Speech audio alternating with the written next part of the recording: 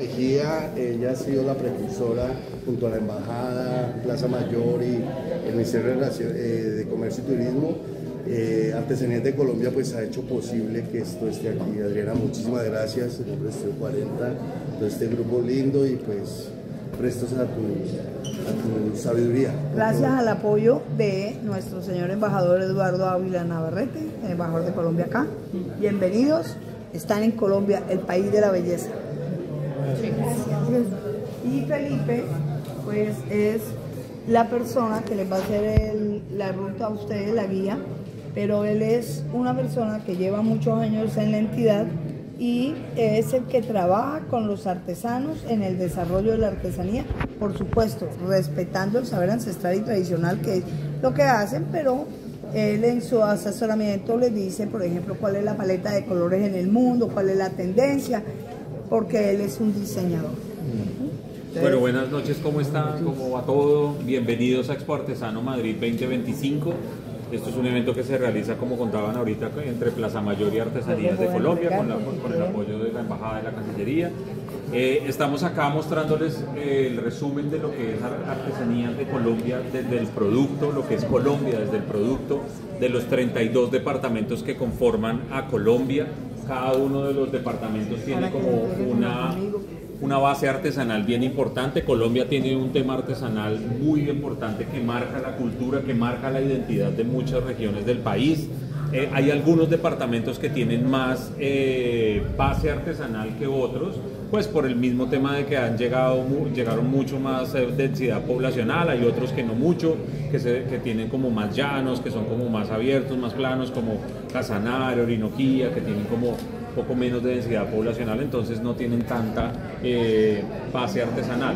Pero allí igual encontramos diferentes trabajos de temas artesanales. Artesanías de Colombia es una empresa que lleva trabajando en el sector artesanal más de 60 años. Tenemos proyectos de diferentes índoles y líneas en donde trabajamos con ellos también desde el ser, desde el artesano, desde la persona que hay detrás que no es un objeto por creación espontánea, sino realmente hay una comunidad, hay un artesano, hay una persona que se preocupa por hacer el producto y por conseguir la materia prima, por manipularla, por tenerla lista para como él necesita hacer el producto. Entonces trabajamos en esa línea, también trabajamos en líneas de diseño y desarrollo de producto contemporáneo, que es en parte lo que yo también me dedico en Artesanías de Colombia. Tengo más de 10 años de experiencia en Artesanías de Colombia y en el tema artesanal tengo más experiencia aún con todo el tema de trabajar en comunidad, de viajar a la comunidad, de estar allí con ellos, de convivir, de desarrollar y hacer productos con ellos en codiseño, de trabajar, de entender la técnica y de entender también cuál es el origen de la técnica, del oficio y de los patrones y los diferentes texturas y grafismos que ellos usan para no irrespetar lo que ellos hacen, porque muchas veces lo que encontramos en los productos que van a encontrar en toda la exposición son gráficos que significan algo dentro de la comunidad, ¿sí? No son gráficos que muchas veces sean como una creación espontánea, sino son gráficos que tienen algún significado. Entonces lo que siempre buscamos en los proyectos cuando hacemos un tema de diseño es acercarnos de la manera más respetuosa a esos grafismos, a esas texturas, a esos iconos que ellos puedan usar porque significan algo de repente ancestral para toda la comunidad. Entonces acá van a encontrar productos de las 32 regiones, les voy a hacer como un recorrido muy general de lo que pueden encontrar. Van a encontrar talla en madera, que está aquí lo del carnaval. Si quieren vamos avanzando. Aquí a la derecha de ustedes van a encontrar Carnaval de Barranquilla, que es talla en madera, lo hacen en Galapa Atlántico, tiene que ver con el Carnaval de Barranquilla. El Carnaval de Barranquilla tiene declaratoria por la UNESCO de Patrimonio Cultural Inmaterial de la Humanidad, tiene el Carnaval de Barranquilla, y hay una comunidad muy especial que se dedica a hacer todo el tema, zoomorfo del Carnaval de Barranquilla. Entonces con ellos venimos trabajando. Aquí hay piezas mucho más contemporáneas y piezas también muy tradicionales. Entonces, para hacerles como la explicación de lo que se hacía, es esa muy tradicional de ellos, que es brillante, ¿sí? La cubrían totalmente, pero está tallada en madera. Entonces Arabosa, pues tú no sabías que estaba hecha en madera, es una sola pieza tallada. Entonces lo que empezamos a trabajar con ellos es que dejen la veta al aire, que se vea que es madera, y también hay pintura. Las pinturas las empezamos a usar mate. Entonces esto obedece a dos mercados bien diferentes, ¿no? Un mercado mucho más contemporáneo y esto mucho más tradicional. Entonces los dos, lo que buscamos con los diferentes proyectos de artesanías de Colombia es que mantengan su mercado natural, su mercado local, pero que también empiecen a entender cómo funcionan otros mercados que obedecen a tendencias, a formatos, a acabados, a pinturas. Entonces buscamos esas dos con ellos. Vamos a encontrar también cestería en rollo. Es cestería en rollo, esta particularmente se hace en Guacamayas, Boyacá. Guacamayas es un municipio que queda un poco al norte, un nororiente de Boyacá. Entonces allí es donde están ellos. Esto está elaborado, que ellos arrancan a tejer en el centro y empiezan a crear el rollo y a amarrar un rollo entre otro.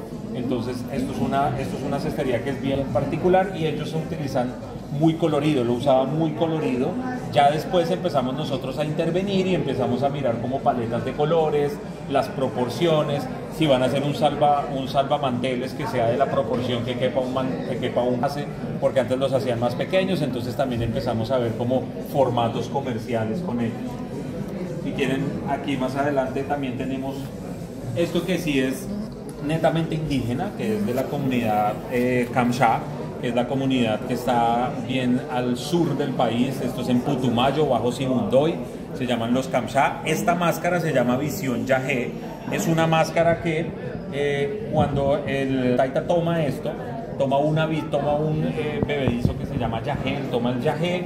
Cuando toma el yagé tiene un trance, él entra en trance a hablar con sus ancestros, a hablar con él, a hablar con el universo, con la madre tierra, y cuando ya vuelve de ese viaje ancestral, todo este elixir que tomó él, ve ciertos colores, texturas, patrones. Entonces él lo que hace es ponerlos y reflejarlos sobre las máscaras, todo lo que ha visto en su visión yagé.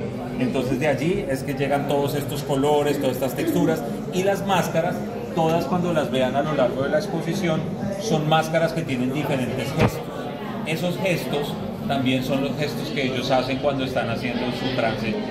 Esta es el mismo ejemplo. Aquí son con los colores que ellos los trabajan normalmente, y acá está con una intervención de paleta de colores que obedece a otros mercados y otros nichos. Tenemos esto que son las molas, que digamos esta es una de las molas más sencillas. Esto se llama tela sobre tela. Entonces lo que ellos hacen es como hacer un sándwich de telas y luego la cortan para sacar la tela que está más abajo y hacen vuelto y cosido. Entonces es una técnica que tiene mucho tiempo. Digamos que esta es una de las molas más sencillas, pero hay otras molas mucho más complejas como estas. Entonces todo el color que ustedes ven allá es un sándwich de todos esos colores. En algún momento fue como un sándwich de muchos colores. Los empezaron a cortar con una cuchilla y empiezan a sacarlos, y para protegerlos los ponen vuelto y cocido, y empiezan, si ven en el borde todo tiene textura, porque ellas empiezan a subir el color uno a uno. Es una técnica que lleva bastante tiempo de aplique. Esto es mola, la técnica se llama mola, aplique de tela sobre tela es el nombre técnico, y lo compartimos con Panamá, toda la parte de Panamá, Darién y un poco Antioquia, es donde está toda esta comunidad que se llama los Cunagunaduli, se llama esta comunidad.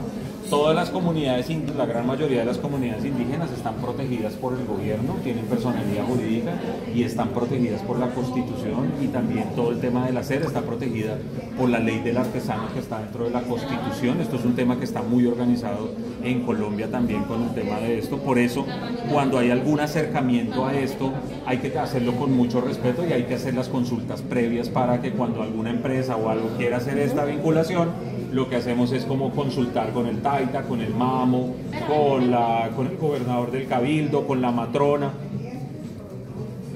con el gobernador del cabildo. Entonces hacemos todas las consultas con ellos para que ellos estén de acuerdo con que nosotros nos acerquemos o con que haya una empresa privada que llegue a usar sus patrones o su saber ancestral. Si quieren, sigan. Aquí es importante mencionar que Colombia es el país que más tiene denominaciones de origen a nivel mundial. Tiene 13 denominaciones de origen. O sea, esas denominaciones de origen protegen ya sea el objeto como tal, per se el arquetipo, el objeto, lo protegen también todo lo que significa el objeto o el protocolo con el que se hace, de dónde se hace y que tiene un origen determinado dentro del territorio. En esto es esta técnica que se llama en mopa mopa o barniz de pasto. Lo hacen en Pasto Nariño, que también es muy abajo, es cerca a Putumayo, en la parte sur del país. Esto es de una resina de un árbol, se llama mopa mopa, del cogollo del árbol, de las hojitas. En ciertos momentos tiene una resina, esa resina lo que hacen ellos es calentarla, le aplican colorantes, le aplican colores, le aplican anilinas, le aplican también semillas naturales, darle color dependiendo de lo que se está haciendo. Esta en particular es con colorantes naturales. Entonces aplican esto, lo calientan, le aplican el color, lo sacan de allí, sacan esta masa que es muy maleable, la estiran mucho y luego la generan como un plano. Ese plano lo pegan sobre la madera, que en este caso es madera, y empiezan a cortar uno a uno las figuras a mano alzada, empiezan a cortar todas las figuras. Desprenden el negativo, lo que está en negro lo quitan, 24 o 36 horas después se vulcaniza y queda de esta manera. Entonces es una técnica que también tiene denominación de origen y tiene declaratoria de patrimonio inmaterial de la humanidad. Entonces es bien importante esta. Esta es otra técnica, que les voy a mostrar con esta mano, que se llama enchape en tamo. Esto es enchape en tamo. ¿El tamo qué es? El tamo es el tallo del trigo, la cebada. El tallo del trigo o la cebada es un cilindro que es hueco por dentro. Entonces lo que hacen ellos es abrir ese cilindro, lo ponen plano y empiezan a cortar hilos de ese plano. Cuando cortan los hilos, empiezan a pegar hilo a hilo cada uno de estos. Entonces es un trabajo que lleva bastante tiempo. Todos estos hilos que ven acá fueron cortados del tallo del trigo y lo empiezan a pegar uno a uno, generando como estos movimientos geométricos o generando más texturas que pareciesen que estuvieran tejiendo sobre la superficie. Entonces parece que estuvieran tejiendo sobre la superficie. Lo que pasa es que son planos sobrepuestos de los hilos y como lo pintan de negro para aumentar la profundidad de campo, entonces pareciese que estuviese tejido sobre la superficie. Disculpa Felipe, ¿el poporo también tiene esa técnica? El poporo que está allí también tiene esta técnica, sí. Esta es de la técnica del tamo. Y tenemos este que se ha vuelto como un elemento bien emblemático en artesanías de Colombia y es la paloma de la paz, que está inspirada en la paloma del maestro Botero y está recubierta en tamo, enchapada en tamo, y el piquito es hecho en mopa mopa, que es la técnica que les contaba ahorita. Entonces esto tiene origen en Pasto, toda esta paloma la tallan en madera, es tallada en madera y recubierta en tamo y mopa mopa el piquito. En Colombia tenemos dos alfarerías bien importantes. Una es Ráquira, que es esta, y la otra es la Chamba Tolima, que es esta de acá, perdón, no les atravieso, que es esta de acá. Son las dos alfarerías más importantes, con Acevedo Huila, que es la que está aquí arriba, aquí entre el comedor. Esta alfarería difiere un poco de la cerámica, pues por la temperatura en la que se queme, si comprende un poquito de lo del tema de cerámica, difiere también de la temperatura en la que se quema y del sustrato con el que se está haciendo la alfarería, y la cerámica es bien diferente. Esta tiene muchos más metales, tiene también mucho más aire, más burbujas de aire, y eso la hace que sea más frágil la alfarería siempre que la cerámica. Esta de la Chamba tiene denominación de origen también, se hace en la Chamba, que es en el departamento de Tolima. Es en la parte central de Colombia, es muy al lado de Cundinamarca, que es donde está Boca. Si quieren, sigan. Aquí hay algo bien interesante. Por ejemplo, en Colombia crece la iraca. La iraca es una fibra que también crece en Panamá, que crece en Ecuador, pero Colombia, por tener la particularidad de la ubicación geográfica, tiene unos pisos térmicos bien específicos. Entonces hay una iraca que crece en un Siacurí atlántico, otra que crece en Aguadas Caldas, que es en la parte como más cafetera, que es un poco más cálido, y en Sandoná, Nariño, que es mucho más frío, que es en la parte sur. Cada una de estas fibras taxonómicamente son diferentes, pero son de la misma familia de la palma iraca, y lo que pasa es que cada una, por el piso en el que se da, por el suelo en el que se da, tiene unas condiciones físico-mecánicas bien cada una. Entonces se usan para sombrerería, se usan para hacer salvamanteles, porque estas, por ejemplo, resisten más a la abrasión, resisten más el calor, entonces se usan para ese tema, y eso se da en las tres regiones del país, pero la iraca también se da en otros puntos del país, pero no tienen tanto uso artesanal como en estas tres regiones, porque también se da en otra que se llama Colosó, que es donde se da y se hace un poco de cestería en rollo. Si quieren sigan acá y les cuento. Esto que es de una de las regiones más lindas que tiene el país, a mi parecer, que es el Bajo San Juan, el litoral del Bajo San Juan, que es entre el Valle del Cauca y el Chocó. Es un sitio muy lindo que toca llegar pues por avión, ya sea a Buenaventura o a Cali, y llegar de Buenaventura sale uno y más o menos en entre 4 y 6 horas más o menos está llegando uno a los Guaunán, donde está la comunidad indígena Guaunán. Esta es la barca de los espíritus que ellos ejemplifican acá. Ellos están buscando contar lo que ven, todo lo que cuentan, cómo deben proteger, lo que tienen, los animales que tienen. Muchos de los animales que tienen ellos son de pancoger, o sea, con los animales que comen, que para poder dar el sustento a ellos mismos, o los animales que los protegen, ¿sí? O los animales que comen, o los animales que los protegen. Entonces acaban los guerreros, acaban los espíritus malos guardados dentro de la barca. Ellos son los que guían, los llevan guardados porque igual viven en un equilibrio. Sí, viven en un equilibrio, y hay asentamientos, porque antes eran un poco más nómadas, luego se vuelven más sedentarios y tienen como los asentamientos. El primer asentamiento es en el Chachajo, que está, lo que les digo, más o menos a 5 horas desde Buenaventura, y aquí ellos esto lo hacen en madera que se llama balsa, que es una madera muy blanda que se da en esa región del país. Ellos mismos son los que elaboran esta artesanía, que es la palma, que es cestería en rollo con palma de huergue. Esta es la misma que les contaba al principio de Guacamayas, Boyacá, en donde ellos arrancan a tejer de alguna manera desde el centro, y luego el rollo lo empiezan a amarrar entre el mismo rollo. Esto ellos lo hacen de alguna manera mecánico, y lo enseñaron con numeración. 3, 2, 1, 1, 3, 2, 1, 1, y empiezan así a hacer, si el color va más arriba, pues es 3, 2, 1, 1, 5, bueno, ellos entienden y lo van pasando así con los hijos. Si uno lo analiza de otra manera, es un algoritmo matemático que obedece a una ecuación. Entonces todo es matemático, porque para tú saber acá, en esta región, que vas a poner este color, tienes que tenerlo programado, porque si no lo metes desde acá, ya no lo puedes enhebrar. Entonces por eso ellos ya saben que va a ir acá cuando arrancan más o menos 3, 4 rollos atrás. Por eso 5, 4, 3, 1, 1, que es cuando empiezan ellos a enhebrar más allá. Y si ya los diseños son mucho más complejos, que estos dos son sencillos realmente, pues guardando las proporciones, cuando hay un jarrón más grande y hay unos diseños más complejos como los que tenemos al otro lado, que ahorita los pueden ver, tienen que estar pendientes de saber más o menos 4 o 5 rollos antes qué color va a entrar a jugar ahí.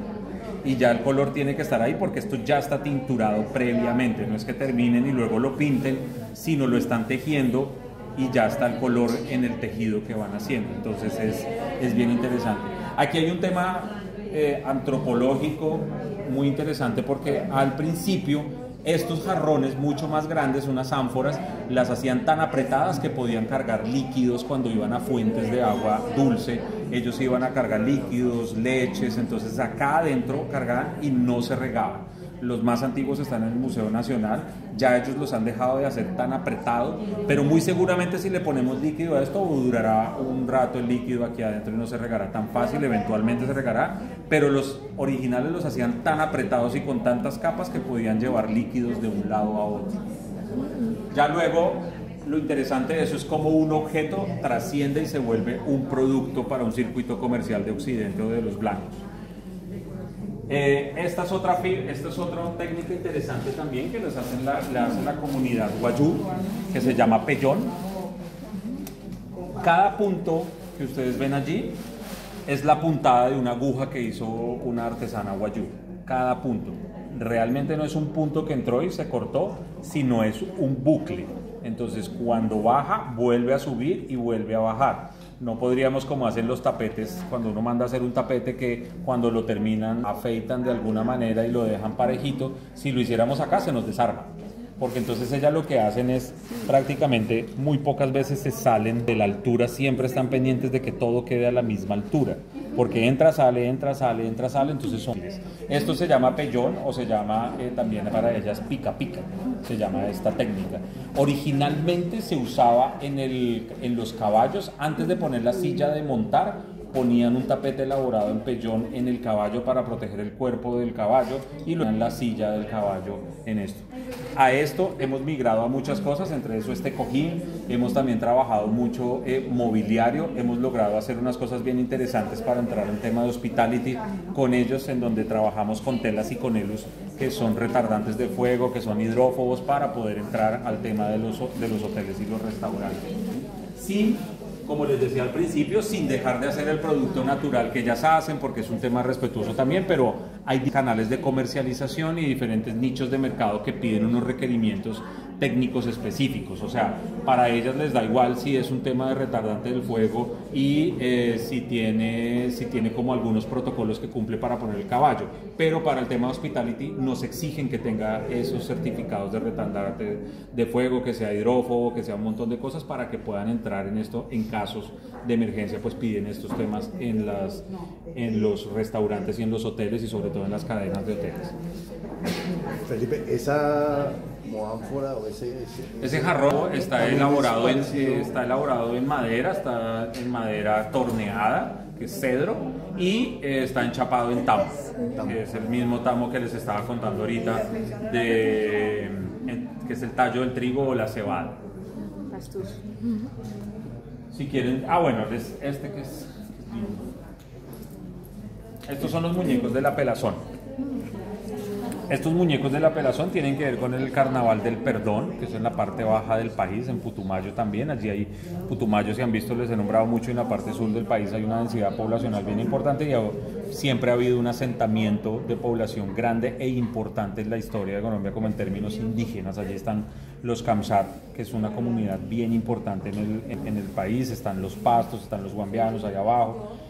Esto es elaborado en yanchama, que es la parte más externa de un árbol que empieza a exacerbar y que empieza como de alguna manera, entre comillas, a cambiar su capa más externa, y sale esto que es yanchama, que es como la corteza del árbol. Esto se cae, lo empiezan a trabajar ellos, lo blanquean, empiezan a pintar, y esto solamente los pintan los niños. Estos son los niños porque ellos se disfrazan de los animales, y son los animales sagrados que hay en estas zonas: colibríes, tucanes, jaguares. Entonces todo lo que ellos ven, culebras, todo lo que ellos ven son los animales alegóricos y los animales que de alguna manera significan algo o hay una conexión con ese animal.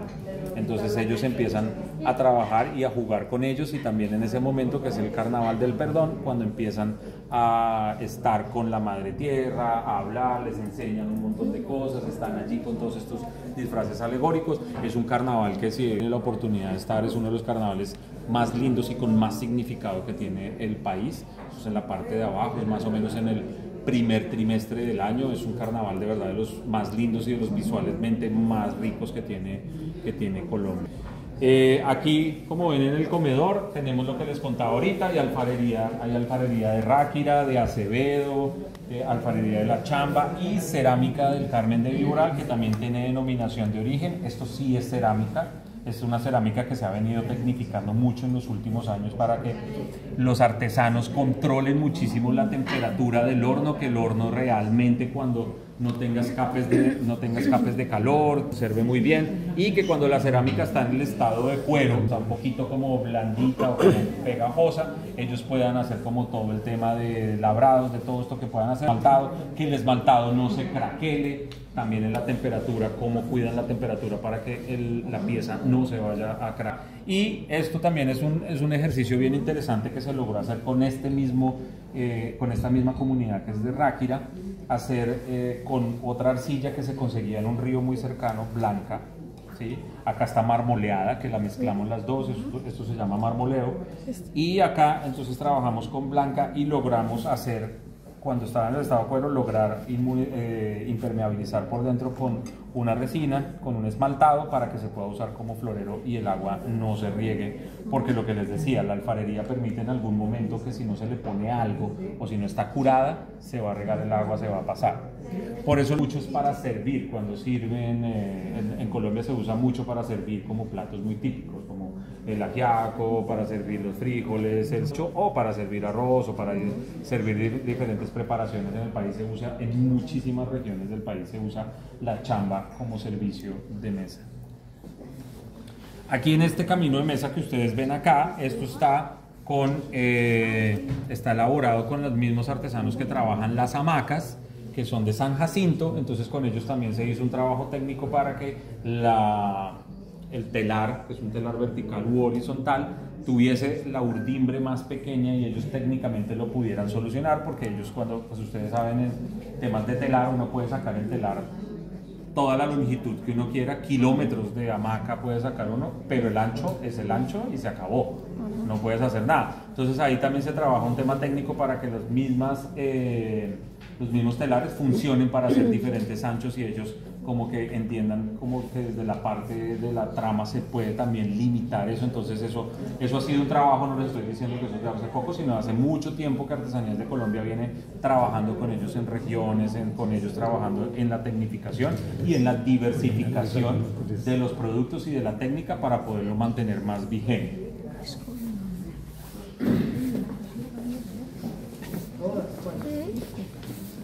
Este es otro elemento bien interesante que también es muy lindo, es una región muy linda, que es lo mismo que les decía del carnaval, perdón.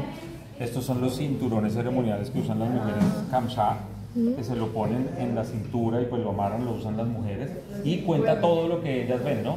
El sembrado del maíz, esto significa el sol, la araña significa como el tejido, ¿sí? Las montañas cuando tejen, cuando están andando, muchas de ellas reflejan también, por ejemplo, en esto cuántos hijos tienen, ¿sí? Van contando y lo usan en muchas ceremonias, o cuando ellas de alguna manera están de gala o están saliendo a algún evento o algo así, se lo ponen alrededor de la cintura, y es un tema muy lindo cómo lo transmiten. Esto es telar de mano, que es un telar muy chiquitín que ellas usan, entonces por eso pueden tejer y hacer cosas que de repente en un telar tan grande no se pueden hacer, de tejer y hacer como el pixel más pequeño. Entonces ellas trabajan esto es un tema súper bonito también y ceremonial. Entonces acá es donde yo les decía al principio que acercarse a esto, porque pues ustedes dirán, esto es muy chévere como para de pronto hacer el asa de un bolso, para vincularlo a algo de moda. Aquí es donde es la delgada línea de cómo debe uno acercarse y que sí está bien y que es apropiación cultural. Entonces, por ejemplo, hacer un tema de estos es un tema de apropiación cultural, y ya a marcas tan importantes como a Nike le ha pasado que ha tenido que retirar una producción gigantesca por haber hecho apropiación cultural en Colombia, por no haber hecho las consultas previas. Tuvieron que retirar un montón de tenis Air Force One en el 2018, creo que fue, que tuvieron que retirarlo por haber utilizado insumos artesanales y iconografía artesanal sin autorización de las comunidades, y el gobierno tuvo que intervenir y Nike tuvo que retirar todo de todo el mercado colombiano por haberlo hecho sin las consultas previas. Entonces eso es muy interesante también para tener en cuenta ahorita en estos tiempos el tema de la apropiación cultural. Hay que tener cuidado hasta qué punto sí es, hasta qué punto es reinterpretación, hasta qué punto es inspiración, o a qué punto es apropiación literal cultural. Entonces toca tomarlo con mucho respeto, y más en una época que todo se vuelve tan viral y que a una marca nueva le puede costar su goodwill de marca, su nombre, no hacerlo de la manera correcta. Colombia tiene mucho también temas de mochilas arahuacas, mochilas cancuamas. Estas mochilas que están aquí son de los cancuamos, que viven en la parte baja de la Sierra Nevada. La Sierra Nevada, que también es uno de los lugares más mágicos que tiene Colombia, está en la parte norte del país. Esto lo hacen con fique. Aquí, por ejemplo, es un tema en el que nosotros intervenimos desde la parte de protocolos de seguridad, porque hubo un momento en el que los estaban sufriendo muchas de primer, segundo, tercer grado, porque entonces esto lo tinturan por inmersión en unas ollas gigantescas, entonces meten todo el fique para sacar el color rosado, para sacar el taupé, y en esos habían volcamientos, entonces la olla se volcaba y se quemaban. Entonces allí personalmente estuvimos casi como unos 15, 18 días en la primera intervención, en donde llevábamos como unas estufas mucho más seguras, que no hubiese volcamiento, que utilizaran unos delantales, unos petos de mucho más grosor, guantes de carnaza para coger la olla y no se quemara, que la olla tuviera un cordón, línea de seguridad en caso de volcamiento, la olla no se va a voltear completamente, sin meterse uno con la técnica, sino realmente un tema de cuidado hacia el ser, que no vayan a haber quemados y que realmente ellos sigan trabajando y puedan trabajar muy bien ese tema. Entonces, como les digo, son en diferentes etapas, en diferentes momentos de la cadena de valor en la elaboración de un producto. Las mochilas arahuacas, que están un poco más arriba, en la Sierra Nevada, están un poquito más arriba, abajo están los cancuamos, que es lo que les digo de fique, en la parte media de la Sierra Nevada están los arahuacos, que esto lo hacen con lana de chivo de ovejo, y más arriba están los kogi, que son estos que usan como una especie de cilindrito, de gorrito de cilindro blanco, se me olvidó el nombre por completo, y ellos están más arriba, pero de ellos, por ejemplo, no se comercializa nada de su entorno objetual. Ellos se han estado como muy... A nosotros no nos toca, todo esto es nuestro, los arahuacos solamente las mochilas y los cancuamos también las mochilas, porque son esas tres comunidades indígenas que viven en la Sierra Nevada en diferentes alturas. Eso también habla un poco del calor, ¿no? Porque esto las hacen que son más aireadas, más abiertas. Ellos también hacen muchos chinchorros y hamacas allí con eso mismo, que no las comercializan, pero es porque esa región es muy caliente. Abajo de la ciudad es muy caliente, pues medio tienes las mochilas, allí se empieza a enfriar, y más arriba los kogi están mucho más cubiertos porque allí ya pues empiezan a sentir mucho más fría, y hay ahí también nieves perpetuas en esa parte. De lo que les iba a contar, el carriel. El carriel tiene denominación de origen, es la denominación de origen más reciente que ha obtenido Colombia. Esta denominación de origen, como les decía, protege el arquetipo, el producto de copias, o de que digan que lo proteja de diferentes cosas. Entonces acá protege la flecha, esto se llama morita, la combinación exacta de colores habla del carriel, del arriero antioqueño de toda la vida, de ese arriero que conquistó la región, que estuvo allí, que estuvo a lomo de mula, recorriendo toda Antioquia, la eje cafetero un poco. Entonces es un objeto que es brusco, que aguanta el uso y el abuso, pues porque andar a mula por la zona cafetera, por Antioquia en esa época, pues era pesado, es una zona muy accidentada topográficamente, entonces es pesado, y también lo protege como en toda su construcción, porque el carriel debe tener 12 bolsillos. En la parte interna debe tener 12 bolsillos. Hay unos secretos, ahí guardaban el aguardiente, guardaban las notas de amor. Bueno, eso hay un montón de historias alrededor, porque el paisa en Colombia es de los que más habla, de los que más cuenta historias, tienen fama de paisas culebreros, de que echan mil historias. Entonces el carriel de alguna manera ejemplifica todo lo que sucedía con el paisa, con el arriero, porque allí guardaba todo.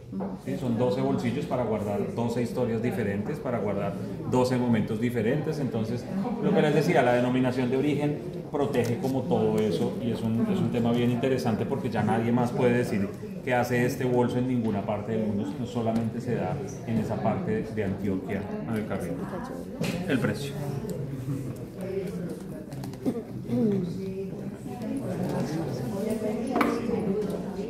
Ya para terminar, para que se queden viendo la exhibición, está aquí a mi lado derecho la urna de joyería, que tiene que ver con un proyecto que se viene trabajando en los últimos 3 años con Artesanías de Colombia, con el maestro Omar Hurtado, en hacer las réplicas de las joyas precolombinas, de los muiscas, de los taironas, de los enú. Entonces aquí está un resumen. Ahorita en este momento hay una gira por 9 países europeos con la urna de lo que se ha logrado hacer hasta este momento. Termina ahorita el 4 de diciembre en Helsinki. en donde se está mostrando como ya todo lo que se ha hecho. Hay un levantamiento bien interesante que hace el maestro Omar Hurtado con el Museo del Oro, como el levantamiento topográfico. ¿Por qué? Porque todas estas joyas que ustedes ven ahí, originalmente, que también está la balsa de la leyenda del Dorado, se hacían por cera perdida.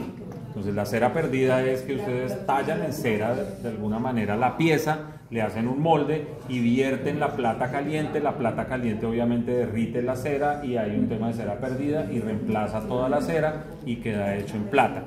Estas réplicas se siguen haciendo tal cual como se hacían originales, por cera perdida. Cada una de esas del que está allí está hecha en plata 925, enchapadas en oro de 24 quilates, que son 8 micrones de grosor que tiene cada una de esas piezas con el enchape en oro. Entonces lo que se busca aquí hacer es como de manera respetuosa y con todo el tema del apoyo del Museo del Oro, que es uno de los museos, si no el más importante en términos de objetos de oro en el mundo, contar como todo el tema, toda la cultura de los muiscas, de los taironas, de las diferentes regiones que hacían el oro, cómo se acerca uno a contarla, a contar el entorno objetual, que esto significa algo, cómo lo hacían y lograr identificar todos esos accidentes topográficos que tiene una pieza por haberla hecha en esa particularidad. Entonces los accidentes que ustedes ven como en el casco que se ve allí, que ahorita lo pueden ver con tranquilidad, tiene unos detalles, tiene unas cosas, eso hace referencia exacta a cómo se hacía en ese momento, porque también lo hacían con cera perdida, entonces queda con ese detalle, se replica ese detalle, ese accidente de alguna manera, que ese accidente a la postre lo que hace es hablar de un momento histórico de esa pieza. En resumen, es Expo Artesano 2025, los invito a que las conozcan las piezas, que estén con ellas, lo que quieran comprar todo está para la venta. Sigan por acá. Perdón. Y cualquier pregunta que tengan estoy acá para solucionarla o para ampliar información de lo que ustedes quieran. También los invito cuando puedan a que naveguen en el mapa artesanal colombiano que está fuera en la pantalla para que conozcan como las diferentes rutas artesanales que están totalmente ligadas al tema artesanal, a conocer a Colombia desde la artesanía. Entonces los dejo para que la naveguen. Gracias. Felipe, si nos regalan una fotito con el grupo. Claro que sí. Adrianita,